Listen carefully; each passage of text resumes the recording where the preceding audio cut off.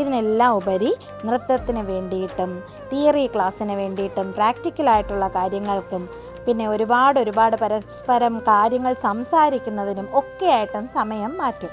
പല കാര്യങ്ങളും ജീവിതത്തിൽ ചെയ്യാതെ മുടന്ത ന്യായം പറഞ്ഞ് പുറകിലേട്ട് മാറുന്നത് ഒട്ടും തന്നെ എനിക്കിഷ്ടമുള്ള കാര്യമല്ല.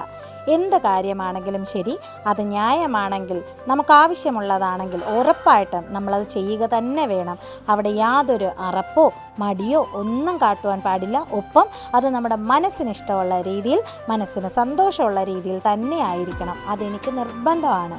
പൂർണ്ണമായിട്ടും നമ്മുടെ നിത്യത മക്കളുടെ സ്വാതന്ത്ര്യം, സന്തോഷം, അവരുടെ മനസ്സിന് ഒക്കെ ആയിട്ടുള്ള രീതി, അങ്ങനെ മാത്രമേ എല്ലാ കാര്യങ്ങളും ചെയ്യുവാൻ ഞാൻ പറയുകയുള്ളൂ.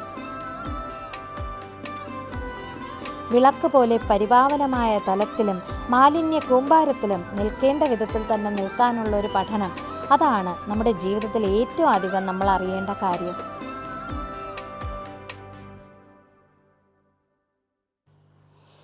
അവർ തന്നെ നട്ട് കൃഷി ചെയ്തെടുത്ത വിളവുകളും പൂക്കളും ഒക്കെ കൊച്ചു കൊച്ചു സന്തോഷം തന്നെയാണ്.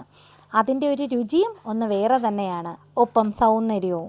സസ്യങ്ങളെ സ്നേഹിക്കുക, പരിപാലിക്കുക, കൃഷി ചെയ്യുക, വിളവുകൾ ഉണ്ടാക്കുക, നമുക്കാവശ്യത്തിനുള്ള ഇത്തരം കാര്യങ്ങളെല്ലാം തന്നെ സ്വയം ആർജിച്ച് ക്ലിയർ ചെയ്തെടുക്കുക.